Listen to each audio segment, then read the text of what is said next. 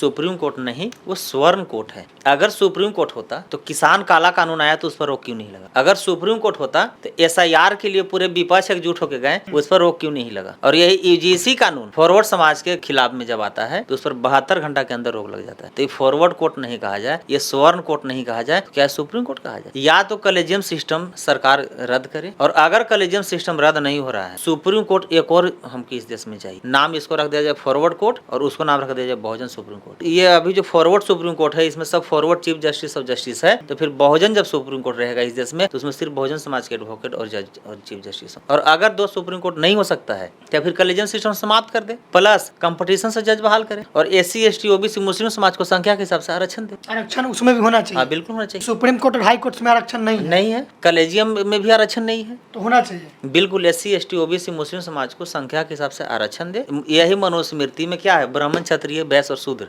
4 वर्ण है। तो जो जात को मंदिर में रहना चाहिए था वो जात आज हाई कोर्ट सुप्रीम कोर्ट में क्या कर रहा है? जिसको घंटा डोलाना चाहिए था वहाँ कलम चला रहा है। जब मनु के औलाद मनुस्मृति के मानता है तो मंदिर में जाए ना, वो पुजारी रहे ना। तो सुप्रीम कोर्ट और हाई कोर्ट किसे पहुंच गया? पुलिस भी बन रहा है, बिल्कुल DM SP सब बन रहा है। बहुजन समाज के लोग हक अधिकार नौकरी और न्याय के लिए आंदोलन करता है, लेकिन फॉरवर्ड समाज के लोग शोषण जुल्म अत्याचार करने के लिए आंदोलन करता है। जैसे UGC कानून किस लिए आया? किसी भी छात्र के साथ जाति पाति भेदभाव होगा, छुआछूत होगा तो उसको UGC एक्ट के तहत जेल भेजा जाएगा। लेकिन फॉरवर्ड समाज क्या बोला कि नहीं, ये लागू नहीं होगा, हम लोग शोषण करेंगे। जब उन लोग जात पात भेदभाव छुआछूत नहीं करता था तो फिर उन लोग का डर क्यों था UGC कानून से? और दूसरा बात, जब शेड्यूल कास्ट पर जब शोषण नहीं करता है, जात पात छुआछूत भेदभाव नहीं करता, फिर SC ST एक्ट क्या दिक्कत? दूसरे का अधिकार को खत्म कराने के लिए आंदोलन कर रहे हैं। हाँ बिल्कुल, आरक्षण खत्म कर। हाँ बिल्कुल, आओ उसको 10% दो। सुदामा कोटा। हाँ सुदामा कोटा। ब्राह्मण जाति के अगर 10 साल उम्र का कोई अगर लड़का है और क्षत्रिय समाज के अगर 100 साल के भी है तो ब्राह्मण को उसको पिता के दर्जा देना। अध्याय 2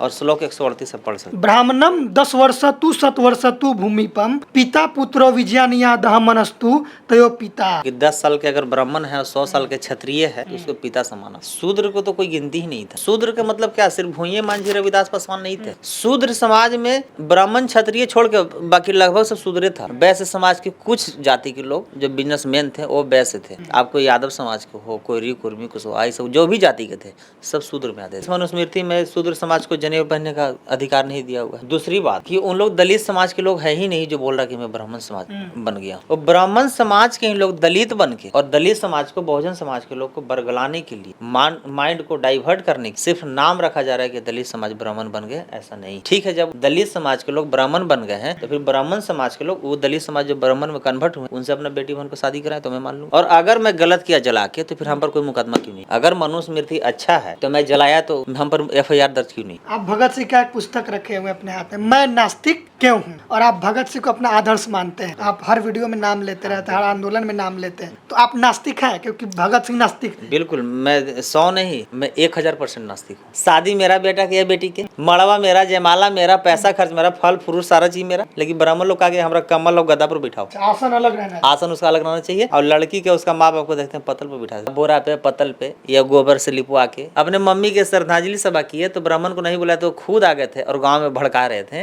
कि गोल्डन दास बाल नहीं छिलवाया, गोल्डन दास के चलते पूरा गांव में भैजा होगा, भगवान गुस्सा हो जाएंगे, सबके अछूत बना दिया, छुतका में है। बुलाओ पहले पंडित जी को, उसको बुलवाएं। उसके बाद बोले कि पंडित जी एक चीज बताइए कि कैसे हम अछूत है? तो बाल ना छिलवाइला। बोले कि एक चीज बताइए कि मान लीजिए कि एक बच्चा के हम गोद लिए और बच्चा टट्टी कर दिया, तो बच्चा टट्टी कर दिया तो टट्टी करने से 3 जगह मेरा गंदा हुआ, हाथ पे, पेट पे और जांघ पे। तो जांघ और पेट धो लेंगे और हाथ नहीं धोंगे तो क्या टट्टी साफ हो गया? 3 जगह अगर टट्टी लगा है 2 ही जगह धोएंगे तो क्या टट्टी साफ हुआ, या एक जगह लगा है तो टट्टी लगा है? तो बोले गोले गोले बलवा छील के और बीचवा में जो चुरकी छोड़ देते हैं, टिक्की जो छोड़ देते हैं, तो क्या उसे छुतका नहीं रहता है? बहुत बहुत स्वागत है गोल्डन दास जी। बहुत बहुत धन्यवाद। साथ ही आपका चैनल का भी और जितने भी व्यूअर्स है सभी क्रांतिकारी जय भीम। किसी का विचार का विरोध होता है, मानसिकता का विरोध होता है, किसी व्यक्ति विशेष का विरोध नहीं होता। तो ये मनुस्मृति जो है शुरू से ही बोलते आ रहे हैं कि इतना घटिया है, इतना घटिया है, एक जात के छोड़ के भाई किसी जात के लिए भलाई इसमें लिखा ही नहीं। सिर्फ ब्राह्मण के लिए अच्छा लिखा हुआ है, ब्राह्मणी के लिए अच्छा नहीं लिखा हुआ इसमें। कोई भी ब्राह्मण समाज की बेटी बन इसको एक बार पढ़ ले, उसको घर से बाहर निकलने का अधिकार नहीं था, मर्दों के सामने बराबरी में बैठने का अधिकार नहीं था, पति का जिंदगी भर गुलाम बन के रहने का इसमें साफ मैं पढ़ के भी आपको सुना देता हूँ। अध्याय 1 श्लोक 93 में आपकी शूद्र समाज सिर्फ सेवा करेगा। इतना ही नहीं, अध्याय 2 श्लोक 33 में कि आपको नाम भी अगर रखना होगा तो मजदूर गुलाम का जो नाम होता है वो रखना होगा। जैसे में अभी बहुत लोगों को सुनते होंगे, किसी को मंगरा नाम रहता है, बुधना नाम रहता है, फेंकना नाम रहता है, घुरबिगना नाम रहता है, तो ये लोग रखता नहीं था, ब्राह्मण जाति के लोग जबरदस्ती रखवाता था। अध्याय 2 श्लोक 138 भी आप पढ़ लीजिए कि ब्राह्मण समाज के लोग अगर 10 साल उम्र का भी अगर कोई लड़का है और क्षत्रिय समाज के लोग अगर 100 वर्ष का भी है तो उसको पिता समान उसको दर्जा देना है। किसको पिता मानना है? ब्राह्मण जाति के अगर 10 साल उम्र का कोई अगर लड़का है और क्षत्रिय समाज के अगर 100 साल के भी है तो ब्राह्मण को उसको पिता के दर्जा देना होगा। मतलब एक बच्चा भी पिता का समान? बिल्कुल, आप पढ़ सकते हैं, देख लीजिए, मैं नहीं कह रहा हूँ। अध्याय 2 और श्लोक 138 से पढ़ सकते हैं। ब्राह्मणम 10 वर्षतु शतवर्षतु भूमिपम पिता पुत्रो विजयानिया दहमनस्तु तयो पिता। मतलब इसका अर्थ यही हुआ बिल्कुल कि 10 साल के अगर ब्राह्मण है और 100 साल के क्षत्रिय है तो उसको पिता समान आपको। शूद्र को तो कोई गिनती ही नहीं था, कोई गिनती। और शूद्र को मैं एक चीज और बताना चाहता हूँ, शूद्र का मतलब क्या, सिर्फ भूये मांझी रविदास पासवान नहीं थे। शूद्र समाज में ब्राह्मण क्षत्रिय छोड़ के बाकी लगभग सब शूद्र था। वैश्य समाज के कुछ जाति के लोग जो बिजनेसमैन थे वो वैश्य थे। आपको यादव समाज के हो, कोई कुर्मी कुशवाहा सब जो भी जाति के थे सब शूद्र में आते थे। अब अध्याय 9 श्लोक 2 में आप पढ़ सकते हैं कि किसी भी पति के कोई भी पत्नी हो, आपको सिर्फ गुलाम बन के रहना है, उसके बराबरी में आपको बैठने का अधिकार नहीं था। पति को सिर्फ सेवा करने का अधिकार था। इतना घटिया ये है मनुस्मृति। और अगर मैं गलत किया जला के तो फिर हम पर कोई मुकदमा क्यों नहीं किया? अगर मनुस्मृति अच्छा है तो मैं जलाया तो हम पर FIR दर्ज क्यों नहीं? बाबा साहब का फोटो कोई जलाता है तो आप देखते हो 24 घंटा के अंदर गिरफ्तार हो जाता है, तो फिर गोल्डन दास पर कोई FIR क्यों नहीं किया? हम तो पहले से ही बोलते थे कि हम तो चाहते हैं कि हम पर फॉरवर्ड लोग FIR करें, और FIR जब करे, अगर जब ये मामला कोर्ट में जाएगा तो जैसे ललित सिंह यादव जी रामायण को काल्पनिक साबित कर दिए, उसी तरह मैं मनुस्मृति को कोर्ट में नकली साबित कर दूं। केस हो जब कोर्ट में जाए तो हम चाहते हैं कि जज मैडम के पास मेरा एक केस जाए तो और मजा आ जाएगा। ऐसा क्यों? तो जब मेरा केस जज मैडम के पास जाएगा और जब मैं मैडम से बोलूंगा एक ही बात कि आप मनुस्मृति को मानते हैं या संविधान को? अगर आप मनुस्मृति को मानते हैं तो फिर आप कुर्सी पर सुधर के बात कीजिए हमसे, इसलिए कि मनुस्मृति में महिलाओं को घर से बाहर निकलने का अधिकार नहीं था, तो आप जज की कुर्सी पर कैसे बैठ गई? और अगर संविधान को मानते हैं तो फिर मनुस्मृति को जब हम नहीं मानते हैं तो फिर इसको नकली कर आप हमको सर्टिफिकेट दीजिए। तो मैं तो चाहता हूँ कि हम पर कोई मुकदमा दर्ज करे। यूपी के मेरठ में कुछ दलित समाज के लोग हैं, शूद्र समाज के लोग, जिनका वीडियो आ रहा है, वो मनुस्मृति का किताब ऐसे हाथ में रखे हुए हैं और उनको कुछ जो ब्राह्मण लोग हैं,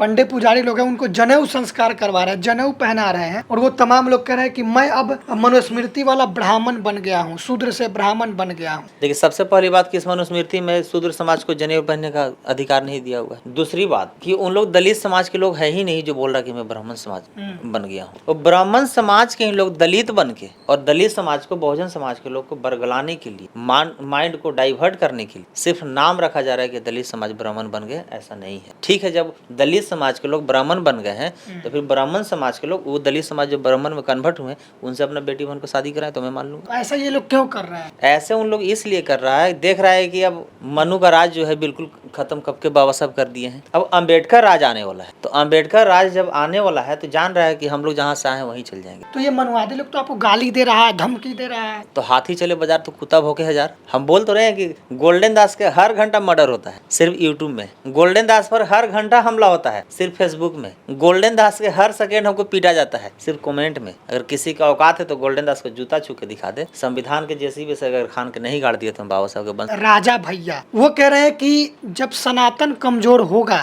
तो संविधान को फाड़ के फेंक देगा लोग। वो कह रहे हैं कि कुछ लोग हैं जो जय भीम कर रहे हैं, जय संविधान कर रहे हैं, अगर सनातन कमजोर हुआ तो संविधान इस देश में नहीं रहेगा। बाबा साहब कब के रानी के पेट का ऑपरेशन कर दिए थे? जब संविधान जब बाबा साहब लिख लिए थे तो उसी समय बाबा साहब बोले थे कि मैं ये संविधान लिखने के साथ साथ रानी के पेट का मैं ऑपरेशन भी कर दिया हूँ। अब राजा नौकरानी के भी पेट से पैदा होगा और रानी के भी पेट से राजा बेटा पैदा होगा।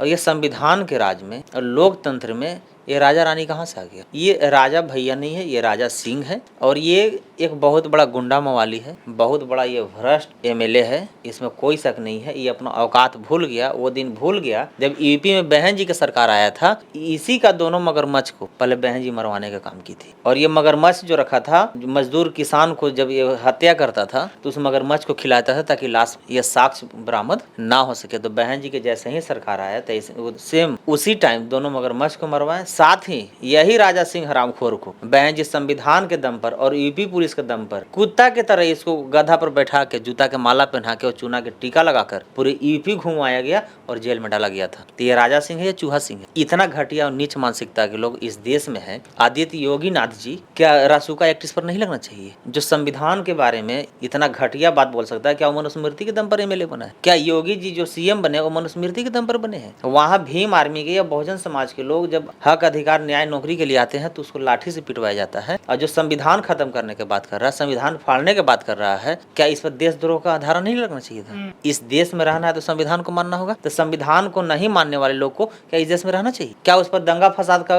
यदि मुकदमा दर्ज नहीं होना चाहिए? उस पर रासुका एक्ट लगा के जेल नहीं भेजना चाहिए था? लेकिन उस पर एफआईआर दर्ज नहीं हुआ। जानते हैं क्यों नहीं हुआ?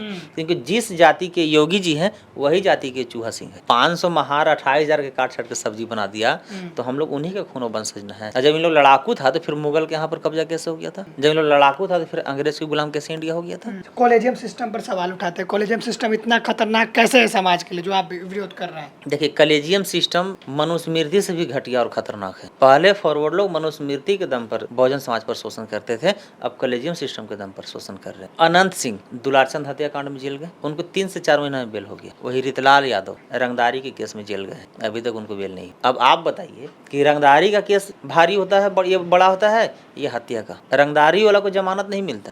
और जो हर महीने हत्या करता है, जो हर महीने मोजरा सुनता है, जो हर महीने गोलीबारी करता है, उसको जमानत दे दिया जाता है। जानते हैं क्यों? क्योंकि जिस समाज के अनंत सिंह हैं उसी समाज के हाई कोर्ट सुप्रीम कोर्ट में जज भरा हुआ है, और जिस समाज के रितलाल यादव जी हैं उस समाज के अच्छा वकील भी आपको ढूंढने से नहीं मिलेगा। कॉलेजियम सिस्टम के एक और सबूत हम दे रहे हैं। इसी बिहार में जगन्नाथ मिश्रा जी मुख्यमंत्री रहे हैं और इसी बिहार में लालू यादव जी भी मुख्यमंत्री रहे हैं, और सेम केस और सेम आरोप और सेम धारा में एफआईआर दर्ज होता है आपको मिश्रा जी पूर्व मुख्यमंत्री पर, और वही सेम केस सेम धारा और सेम आरोप में एफआईआर दर्ज होता है आपको लालू यादव जी पर। मिश्रा जी को बेल दे दिया जाता है और लालू जी को जेल भेज दिया जाता है। इसलिए कि जितना भी अभी हाई कोर्ट से सिलेक्शन हुए हैं जज, सब ज्यादा आपको मिलेंगे पांडे, मिश्रा, झा, तिवारी, शर्मा, सिंह, सिन्हा, यही आपको मिले। सुप्रीम कोर्ट नहीं, वो स्वर्ण कोर्ट है। कैसे?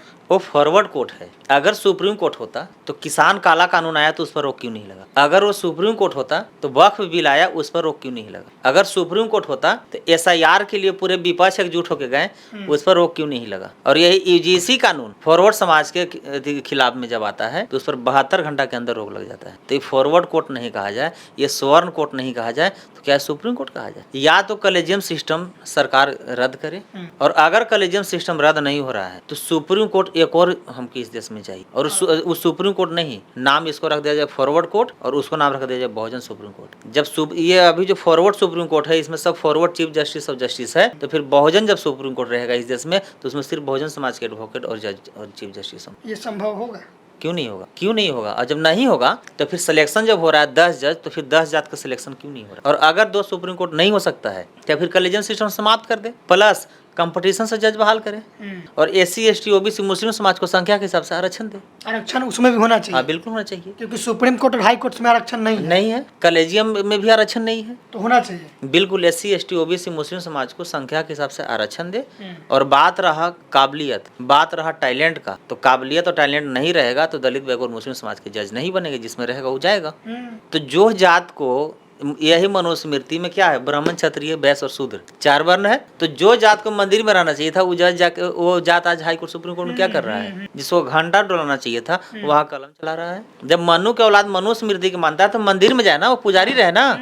तो सुप्रीम कोर्ट और हाई कोर्ट किसे पहुंच गया? पुलिस भी बन रहा है, बिल्कुल डीएमएसपी सब बन रहा है। ये सुधा कंपनी जो है, ये दूध तो यादव समाज के लोग मैक्सिमम उपजाते हैं, लेकिन सुधा के मालिक क्या यादव हैं? जूता चप्पल तो ज्यादा खास करके मैक्सिमम रविदास जाति के लोग बनाते हैं। क्या एडिडास और बाटा रेड शिप और वुडलैंड के मालिक रविदास है? तो सारा चीज कीजिए हम लोग, लेकिन मालिक वो रहेगा। इसी का लड़ाई है। और फॉरवर्ड समाज के लोग बहुजन समाज के लोगों को मारना नहीं चाहता, जिंदा रखना चाहता है। और कैसा जिंदा? मजदूर बना के, गुलाम बना के। मुखिया आप रहिए, मालिक वो रहेगा। एमएलए आप रहिए, मालिक वो रहेगा। और इस देश के इतिहास गवाह है, कि जो समाज की बात करेगा, जो मान सम्मान, हक, अधिकार, न्याय और नौकरी की बात करेगा, उसको सिर्फ लाठी और जेल नसीब होगा। और जो सत्ता के दलाली करेगा, जो आरएसएस के गुलामी करेगा, जो उन लोग के जूठा पतल उठाएगा, उन लोग के एसी और कुर्सी और पद और सत्ता सब मिलेगा। आप लगभग 15-17 महीने जेल में रहे हैं। हम ये जानना चाहते हैं कि आपने आरोप लगाया कि जुडिशरी सिस्टम हो या प्रशासनिक क्षेत्र हो, सभी जगह कास्टिज्म हो रहा है। अधिकतर लोग वही हैं जो भेदभाव करते हैं। तो आप जब जेल में रहे हैं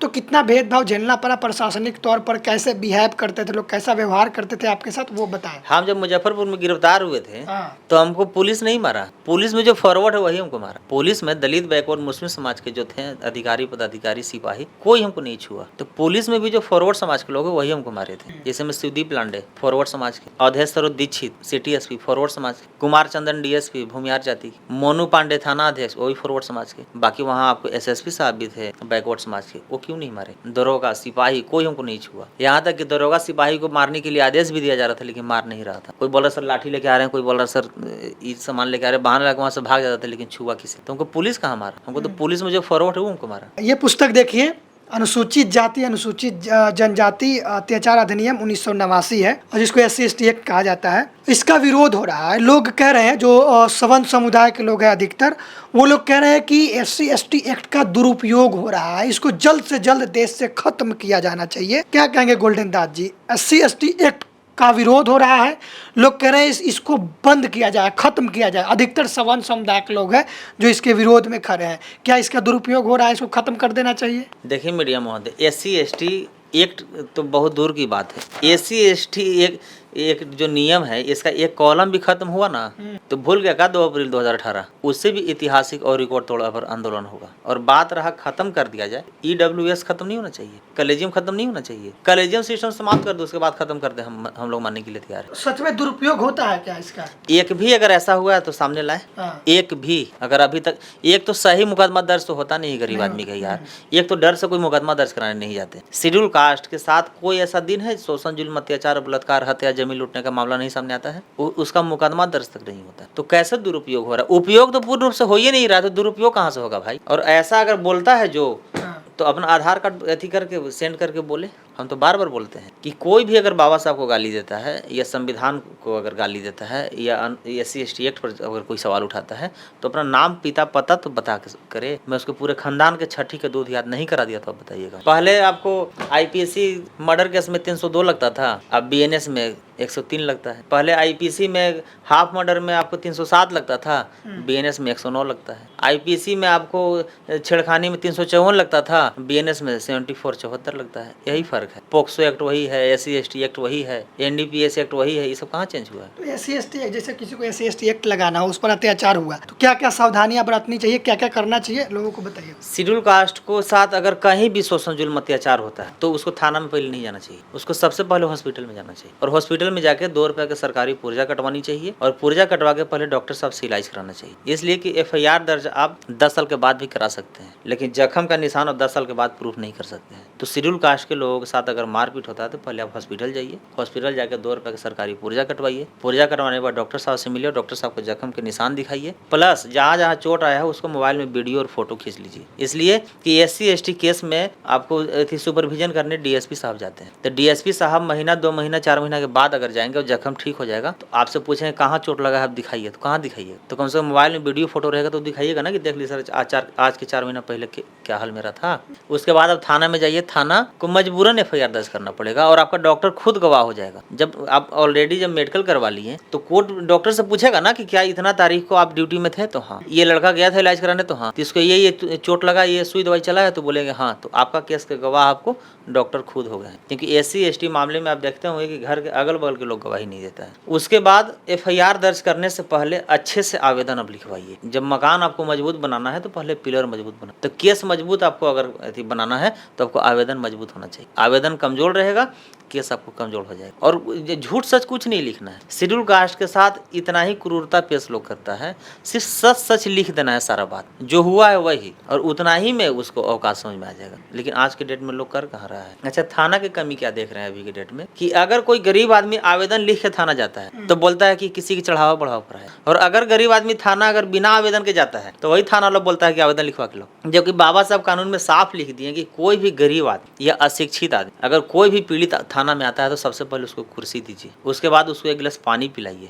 और पानी पिलाने के बाद उससे पूछिए कि आवेदन आप लाए हैं, तो बोलेगा कि नहीं। तो क्या आप लिख लीजिएगा, तो बोलेगा नहीं। तो थाना अध्यक्ष अपना मोबाइल निकालेगा, मोबाइल में उसको सारा वीडियो रिकॉर्ड करेगा और पूछेगा कि आपके साथ क्या क्या हुआ है, कैसे कैसे हुआ, कब हुआ है और कहाँ हुआ है, और उस रिकॉर्डिंग को फिर खुद से थाना अध्यक्ष अपने स्टाफ से आवेदन में एक आवेदन लिखवाएगा, और लिखवाने के बाद पढ़ के फिर उस पीड़ित को सुनाएगा कि ये सारा बात सही है ना, तो हाँ, तो फिर आप अंगूठा के हस्ताक्षर दीजिए, उससे साइन वगैरह करा के और तुरंत गिरफ्तार करने का नियम। लेकिन फॉलो कहाँ करता है लोग। अभी SC/ST एक्ट में और एक चीज और मैं बता रहा हूँ कि RSS का जो लॉबी है ना, इतना सातिर लॉबी है कि मैं क्या बताऊँ। हर रोज संविधान और SC/ST एक्ट को कमजोर किया जा रहा है, हर मिनट हर घंटा। जिसे सब्जी भी अगर आप खरीदने जाते हैं मार्केट में तो आपको 500 रुपये का आज के रेट में 500 रुपये लग जाएगा सब्जी लेने में, उसी तरह 500 में आज SC/ST एक्ट में बेल थाना से दे दिया जा रहा है। जबकि हम हाई कोर्ट के एडवोकेट के साथ डिस्कस कर रहे थे बैठ के, हम बोले वकील साहब, संविधान में या कानून में स्पेशल एक्ट जो है वो 2 ही 3 स्पेशल एक्ट है, पहले 2 था अब 3 हुए।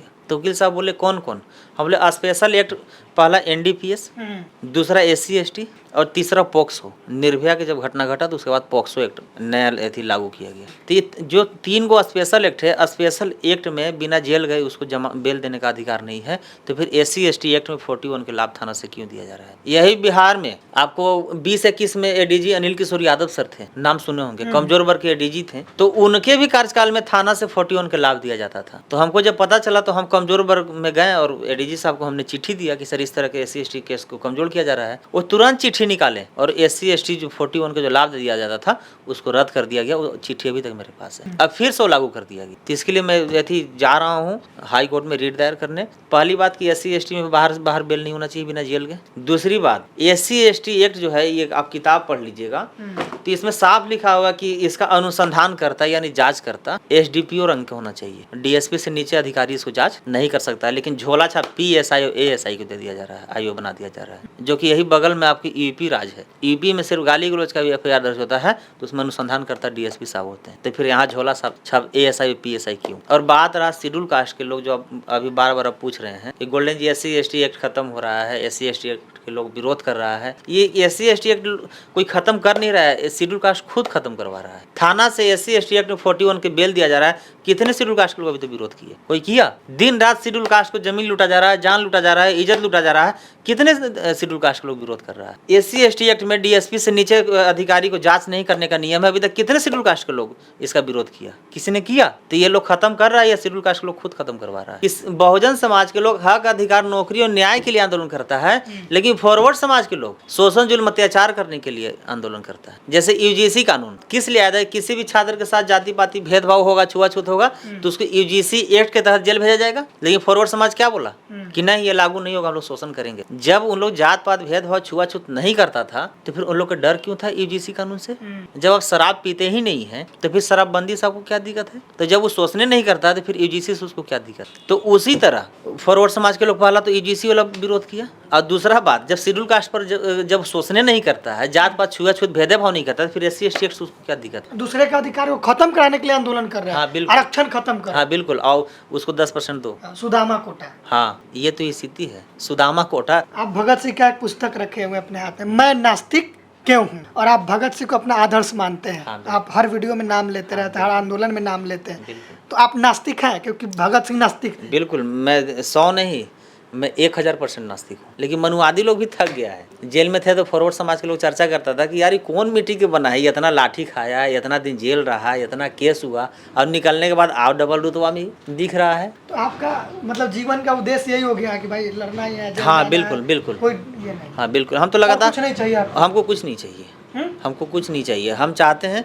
कि गोल्डन दास मरे एक बार, लेकिन मेरा विचार रहे जिंदगी भर जिंदा। इंसान मरता, उसका विचार, बाबा साहब क्या मर गए? क्या भगत सिंह मर गए हैं? आज भी लोगों के दिल में जिंदा है। तो मुझे यही जिंदगी चाहिए, यही मौत चाहिए। शादी विवाह हो रहा है बहुजन समाज के यहाँ, तो आप वहाँ जाते हैं और लोग से आह्वान कर रहे हैं कि आप ना ढोंग ढकोसला पाखंड और ब्राह्मणवाद से मुक्त होकर शादी करें। साला घर मेरा, पैसा सारा चीज मेरा, व्यवस्था सब मेरा, लेकिन ब्राह्मण जाति लोग कहाँ बैठे? कंबल पे। अब शादी जिसके हो रहा है उसका माँ बाप को कहाँ बिठाएगा? पतल पे। तो ऐसा नहीं चाहिए। हम सोफा पर बैठेंगे, ब्राह्मण सोफा पर बैठे। इसे घर मेरा, शादी मेरा बेटा के या बेटी के, मड़वा मेरा, जयमाला मेरा, पैसा खर्च मेरा, फल फ्रूट सारा चीज मेरा, लेकिन ब्राह्मण लोग कहा हमारा कमल और गद्दा पर बिठाओ। अच्छा, आसन अलग रहना है। आसन उसका अलग रहना चाहिए। और लड़की के उसका माँ बाप को देखते हैं पतल पर बिठा देते हैं, बोरा उड़ा पे। हाँ बोरा पे, पतल पे, या गोबर से लिपवा के। ये कहाँ तक सही? तो हिंदू धर्म छोड़ दिए आप? हम हिंदू धर्म हम ही नहीं, हमारे दादे नहीं थे हिंदू धर्म में। नहीं थे? हमारे दादा नहीं थे, पापा नहीं थे, हम नहीं हैं।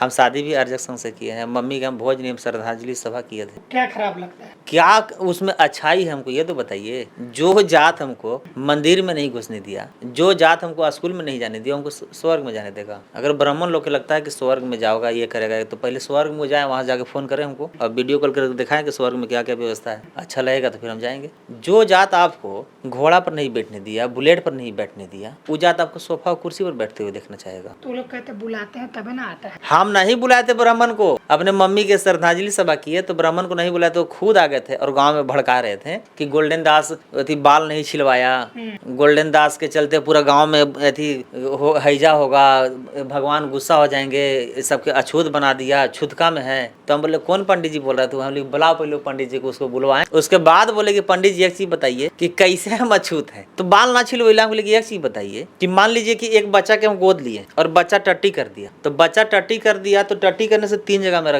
गंदा हुआ, हाथ पे, पेट पे और जांघ पे। तो जांघ और पेट धो लेंगे, अब हाथ नहीं धोंगे तो क्या टट्टी साफ हो गया? 3 जगह अगर टट्टी लगा है, 2 ही जगह धोएंगे तो क्या टट्टी साफ हुआ, या एक जगह लगा है तो टट्टी लगा है? तो बोले गोले गोले बलवा छील के और बीचवा में जो चुरकी छोड़ देते हैं, तो टिक्की जो छोड़ देते हैं, तो क्या उसे छुतका नहीं रहता है? और बात रहा छुतका रहता है, तो फिर एक काम कीजिए पंडित जी, हमरो छीलिए, हमारे वाइफ के भी बाल छीलिए। लेकिन कब? पहले आपके यहाँ कोई मरेगा, हम आपके यहाँ आएंगे, आप अपने पत्नी को छिलवा लीजिएगा, उसके बाद हम भी छिलवाना शुरू कर देंगे। अरे भाई साहब, पूरा गांव में दंगा एकदम फैलाने का एकदम माहौल बनवा दिया था ना। मेरे भैया भाभी सब गुस्सा हो गए थे। जितना रिश्तेदार परिवार आए थे बोले कि हाँ पंडित जी ठीक कहते थे, ये कहते थे, वो कहते थे। तो फिर पूरा गांव को बुलाए हैं। बुलाने के बाद पंडित जी को जब बैठाए और जब पूछने लगे हम कि यही बाल एग्जाम्पल दिए, जब वो चुप हो गया तब सबको लगा कि ना, तब पंडित भी झूठ बोली। अब पूरा गांव मेरा अम्बेडकरवादी हो गया और मेरे गांव के भी नाम अम्बेडकर नगर है। अम्बेडकर नगर के बोर्ड है, गेट है। मृत्यु भोज बंद होना चाहिए, ब्राह्मण से शादी बंद होना चाहिए। अर्जक संघ से शादी कीजिए ना, बहुत मजा आता है शादी देखने में भी और शादी करवाने में भी बहुत मजा आता है। मैं खुद अर्जक संघ से। अरुण गुप्ता जी अर्जक संघ प्रदेश अध्यक्ष, मिले उनसे? अरे अरुण गुप्ता जी को तो अभी की डेट में उन लोग नकली भगवान कहते हैं, उनको असली भगवान मानना चाहिए। अच्छा। उनका जुनून देखते हैं यार, उनको मैं दिल से सैल्यूट करता हूँ। एक जगह देख रहे हैं कि प्रोग्राम में बारिश हो रहा है, पूरा अंदर चल रहा है और छाता लेके अब भाषण दे रहे हैं। यार गजब के शख्स। हम लोग से उतना मेहनत नहीं होगा जितना वो करते हैं, और इतना जुनून इस उम्र में है, तो बताइए कि हम लोग की उम्र में उनके अंदर कितना जोश होगा। तो ऐसे ऐसे व्यक्ति को सैल्यूट करना चाहिए। 2027 में यूपी में चुनाव होने वाले हैं, तो क्या आपको लगता है कि यूपी में बीएसपी, एएसपी और सपा अलग अलग चुनाव लड़ेंगे तो सत्ता में आ जाएंगे या एक साथ आएंगे? तो क्या आप कैसे देख रहे हैं? देखिए मीडिया महोदय, मैं बार बार कहते आ रहा हूँ कि 2027 के चुनाव में बहन जी और बड़े भाई चंद्रशेखर आजाद रावण जी दोनों एक साथ आके चुनाव लड़े। और ये मेरा ही कहना नहीं, यूपी से कोई ऐसा दिन नहीं कि सैकड़ों फोन हमारे पास नहीं आता और सिर्फ यही बोलते कि भैया दोनों को एक कर दो। मैं बोलता हूँ भाई मेरा प्रयास है। और बड़े भाई चंद्रशेखर आजाद रावण जी को अगर लगता है कि बहन जी मेरे पास आए तो फिर ये इनके अंदर फिर घमंड माना जाएगा। इसलिए कि बहन जी भी समाज के लिए त्याग की, इसमें कोई शक नहीं है। बहन जी समाज के लिए समर्पित हो गए हैं। तो मेरा मानना है कि बड़े भाई चंद्रशेखर आजाद रावण जी को बहन जी के पास जाना चाहिए। बहन जी और चंद्रशेखर आजाद रावण जी को मैं इसलिए कह रहा हूँ कि जब आप 2 भाई एक साथ जब हो जाइएगा ना, तो तीसरा को आसानी हो जाएगा एक साथ करने में। जब आप 2 ही एक नहीं तो फिर दूसरा से क्या उम्मीद। और बहन जी चंद्रशेखर आजाद रावण जी को मैं इसलिए बोल रहा हूँ कि एक साथ आ जाइए कि 100 का नोट है तो उसको भंजा के बांट लीजिए। अगर फाड़ के आधा दोनों ले लेंगे तो किसी को काम के नहीं आएगा। और अगर दोनों नहीं आते हैं एक साथ, तो जो आरोप है इन लोग दोनों पे जो लगते आ रहा है, फिर मैं भी 2027 के बाद बोलूंगा कि ये दोनों भाजपा की बी टीम है। अगर साथ नहीं आए तो? अगर एक साथ चुनाव 2027 में नहीं लड़ते हैं बड़े भाई चंद्रशेखर आजाद रावण जी और बहन जी, तो मैं भी कहूंगा कि ये दोनों भाजपा की बी टीम है। लालू प्रसाद यादव जी के बारे में? हाँ, लालू प्रसाद यादव जी को मैं सम्मान करता हूँ। और हमेशा करूँगा। इसलिए कि लालू जी में और भगत सिंह में कोई फ़र्क नहीं है। कैसे? जैसे भगत सिंह जी हंसते हंसते फांसी पर चढ़ गए लेकिन गुलामी से समझौता, उसी तरह लालू जी जेल चल गए लेकिन भाजपा से समझौता नहीं किए, इसलिए फर्क नहीं है। जगदेव प्रसाद जी का, बाबू जगदेव प्रसाद कुछ बाबू जगदेव प्रसाद जी का जितना ही तारीफ किया जाए उतना ही कम है। बाबू जगदेव प्रसाद जी अमर थे, अमर हैं और अमर रहे। क्यों ऐसा क्यों लगा? कोई स्लोगन वगैरह उनका पसंद है हाँ, आपको? उनका एक स्लोगन बहुत अच्छा हमको लगा, 100 में शोषित 90 हैं हाँ। और शोषितों ने ललकारा है, धन धरती और राजपाट में 90 भाग हमारा है, आपकी सावन भादों में और गोरी कलैया कादों में। इसका मतलब क्या हुआ? इसका मतलब यही हुआ कि बहुजन समाज के लोग धान रोपना बंद कर देगा हाँ। तो जो अपने आप को कहता है कि हम 1000 बीघा के मालिक हैं हाँ। तो मलकिनी के खेत में आना पड़ेगा ना। इसका गोरे मतलब हाथ ये कादों में जाएगा। हाँ, वही आपकी सावन भादों में हाँ। और गोरी कलैया कादों में। बाबू जगदेव प्रसाद जी को मैं आइडियोलॉजी मानता हूँ हाँ। और उन्हीं के विचार पे और उन्हीं के तरफ मैं लड़ाई लड़ना चाहता हूँ। तो बहन जी के, बहन मायावती जी के बारे में? बहन जी को भी मैं सम्मान करता हूँ। बहन जी भी इस देश के दलित समाज के प्रथम महिला सीएम रही हैं और इस देश के सबसे बड़ा राज के 4 वर्ष सीएम रही हैं। मैं इनको दिल से सैल्यूट करता हूँ और बहन जी भी सारा सुख रहते हुए अपना जीवन को समाज के प्रति समर्पित कर दिए। चंद्रशेखर आजाद। हाँ, चंद्रशेखर आजाद रावण जी भी आज इस देश के जो भी युवा जो आज प्रशासन से या अधिकारी से आंख में आंख डाल के बात करते हैं, मेरे बड़े भाई चंद्रशेखर आजाद रावण जी का ही देन है। वो और अच्छा लगेगा कब, जब वो बहन जी के साथ आ जाएंगे तब।